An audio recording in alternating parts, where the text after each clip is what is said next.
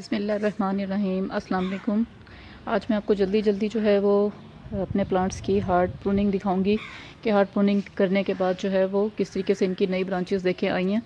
और ये मैंने तकरीबन 1 महीना पहले हार्ड प्रूनिंग की थी, जब लेमन बिल्कुल ख़त्म हो गए थे इसके ऊपर और पत्ते झड़ना शुरू हो गए थे, तो तब इसकी हार्ड प्रूनिंग की। ये देखें, सिर्फ ये ब्राउन कलर की स्टेम मैंने रहने दी थी और बाकी सारी जो है ना वो मैंने कट कर दी थी। तो ये वाली स्टेम्स भी, ये जो आपको ग्रीन कलर की नज़र आ रही हैं, ये भी पिछले साल नहीं थी। इनको मैंने बिल्कुल सिर्फ ये जो ब्राउन मोटी स्टेम है ये रहने दी थी और एक वो उधर वाली रहने दी थी। तो फिर भी ये देखें कि ब्रांचेस जो है ना ये आ गई थी और देखें ये 1 साल में कितनी ये जो है ना वो हेल्दी हो गई, ठीक है ना। तो इसकी जो है ना अब ये इस दफ़ा तो इसको मैंने इसलिए नहीं कट किया है कि एक तो इसकी शेप भी ज़ाहिर है प्लांट की बनानी होती है, और दूसरा ये कि ज़ाहिर है जितनी कम ब्रांचेज़ होगी उतना ही फ्रूट भी कम लगेगा, और जितनी ज़्यादा ब्रांचेज़ होंगी, जितना पौधा फैला हुआ होगा, उतनी ही ज़्यादा उसके ऊपर फ्रूट भी लगेगा। लेकिन फिर बात ये होती है कि जब बहुत ज़्यादा पौधा फैल जाता है उसको उतनी ज़्यादा न्यूट्रिएंट्स की ज़रूरत होती है, और मैंने 8-9 सालों में इसमें किसी किस्म की खाद बिल्कुल भी नहीं डाली है। तो ये सिर्फ मेरी जो है ना लॉन की मिट्टी जो है वो दरियाई मिट्टी है, दरिया से निकलती है, और इसमें दरियाई मिट्टी में ना रेत बहुत ज़्यादा होती है, यानी सैंडी सॉइल होती है, तो इसमें पौधे अच्छे ग्रो करते हैं। तो इसमें मैंने किसी किस्म की खाद नहीं डाली है। तो लेकिन ये है कि ज़ाहिर है अब खाद नहीं डाली है और उस पर फिर भी फ्रूट्स आ रहे हैं।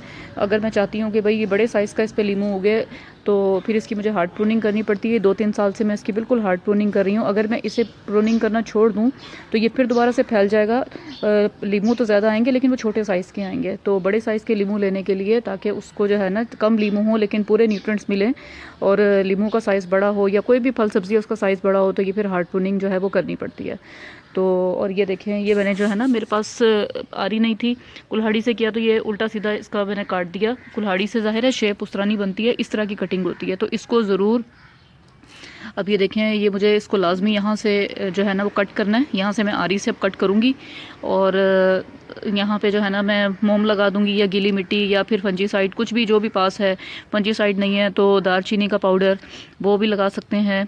तो इसके अलावा बेकिंग सोडा भी लगा सकते हैं, बेकिंग पाउडर नहीं, बेकिंग सोडा। तो ताकि जो है ना किसी किस्म के इंसेक्ट्स का अटैक ना हो, क्योंकि ये जो छोड़ दिया ना, ये दीमक का और चींटियों के लिए ये बेहतरीन घर है। इसके अंदर वो अपनी कॉलोनीज़ बना लेती हैं और आहिस्ता आहिस्ता फिर वो पूरे मेरे प्लांट को डैमेज कर देंगी। तो इसको जब टाइम मिलेगा तो इसे भी जो है मैं वो कवर कर दूँगी। और वो देखें, वो भी कोने में जो है वो लीमू का लगा हुआ है प्लांट, उसकी भी हार्ड प्रूनिंग की थी, उस पर भी ब्रांचेज़ आ रही हैं। और ये देखिए फ्लावर्स भी आना शुरू हो गए हैं। लीमू के प्लांट पे जो है ना वो साल में 2 दफ़ा लीमू लगते हैं, एक मानसून के एंड में यानी तकरीबन सितंबर अक्टूबर में, और लेकिन वो ग्रीन होते हैं। और जो सर्दियों में लगते हैं लीमू, सख्त सर्दी में, वो येलो कलर के होते हैं। तो इस साल में 2 दफ़ा लीमू आते हैं, लेकिन जब लीमू की ज़्यादा ज़रूरत होती है, यानी गर्मियों में शिकंजवी बनाने के लिए, उस वक्त लीमू नहीं होते। और अब मैं अनार की आपको हार्ड प्रूनिंग दिखाती हूँ। अच्छा, पहले तो ये देख लें कि ये देखें, ये वाला हाल होता है कि चूंटियाँ जो है ना, ये देखें सुराख कर करके, तो अगर आपने ब्रांच सही नहीं काटी है या ट्रंक सही नहीं काटी, तो इस तरीके से जो है ना वो इसमें सुराख करके तो अपने घर बनाना शुरू कर देती हैं, और पूरे फिर जो है ना वो आहिस्ता आहिस्ता पूरे प्लांट को डैमेज कर देती हैं। तो इसको भी जो है ना मैंने ठीक करना है। और ये देखें, ये सकर्स निकल रहे हैं। जो मेन जो ब्रांच होती है उसके साथ जो भी नई नई ब्रांचेस, जो मेन स्टेम होती है उसके साथ जो भी नई ब्रांचेस निकलती हैं वो सकर्स होते हैं। तो इनको साथ साथ ज़रूर काटना पड़ता है। ये मैंने आपको दिखाने के लिए छोड़े हुए थे, इनको भी मैं काटूंगी, वरना ये सारी जो है इस जो है स्टेम की जो न्यूट्रिएंट्स है उसको ये सक कर लेंगे, और फिर जो है वो फल की भी ग्रोथ अच्छी नहीं होगी। तो ये देखें, ये अनार का प्लांट जो है ना, जिसकी मुझे सबसे ज़्यादा डर लग रहा था कि मैंने इसकी बहुत ज़्यादा हार्ड प्रूनिंग कर दी है, तो पता नहीं ब्रांचेस इस पर उगेंगी या नहीं, ये कहीं मेरी सारी स्टेम डैमेज ना हो जाए। तो जो है ना ये देखें, इसके ऊपर ये ब्रांचेस रेड कलर के बहुत खूबसूरत, इसके ऊपर जो है ना इसकी ब्रांचेस निकलती हैं, पत्ते निकलते हैं, और फिर रेड कलर के जो फूल अनार के ऊपर आते हैं वो भी माशाल्लाह से बहुत खूबसूरत लगते हैं। तो अभी तो ज़ाहिर है ये छोटी हैं, अभी तो फूल इस पर नहीं आएंगे, अब अगले साल आएंगे, क्योंकि इस दफ़ा मैंने इसकी बहुत ज़्यादा हार्ड प्रूनिंग कर दी है। तो ज़ाहिर है स्टेम्स को उगने में टाइम लगेगा, ऐसा नहीं है कि आपने इधर कटिंग की और उधर वो बड़ी बड़ी टहनियाँ फ़ौरन हो जाएंगी। अब ज़ाहिर है इसको टाइम लगेगा, इसलिए इसको इसलिए काटा है कि ये भी मेरा प्लांट जो है, या ये ट्री बहुत बड़ा हो चुका था, फैल गया था, और इसकी ब्रांचेस ज़मीन के साथ लग रही थी, और वो फिर चूंटियाँ और जो है ना और दूसरे इंसेक्ट्स वो उसके साथ साथ जो है ना वो ऊपर ट्री की सारी ब्रांचेस पे फैल जाती थी, और वो फिर फल को डैमेज करती थी। तो इसके ऊपर भी माशाल्लाह से बहुत अच्छा फल आ रहा था, लेकिन फल जैसे ही जो है ना वो पकता था, तो शदीद गर्मी पड़ने की वजह से जो है ना वो गल जाता था।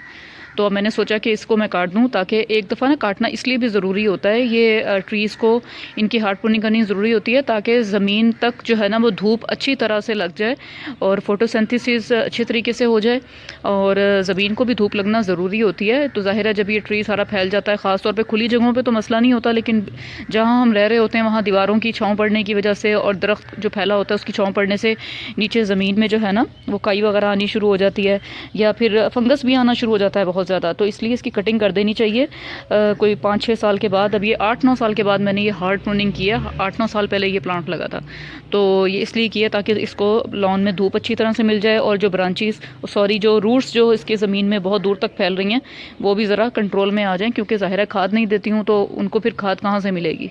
तो इनको जो है ना मैं ज़्यादा फैलने भी नहीं देना चाहती रूट्स को, क्योंकि ज़ाहिर है फिर ये दीवारों को भी डैमेज करती हैं। तो जामुन का एक दरख्त था मेरा, काफ़ी बड़ा था, और उस पर 3-4 दफ़ा तो जामुन का फल बहुत अच्छा आ चुका था, लेकिन वो मुझे बहुत अफसोस होता है कि उसको मुझे मजबूरी में काटना पड़ा, क्योंकि उसने मेरी लॉन की पूरी दीवार को डैमेज कर दिया था। उसकी रूट्स इतनी ज़्यादा सख्त और फैलने वाली होती हैं कि वो जो है वो पूरी दीवार को हिला के रख देती हैं। तो मैं आपको अपना जो है वो सौंफ का भी प्लांट दिखाती हूँ, जो एज आ पॉलिनेटर मैंने ग्रो किया था।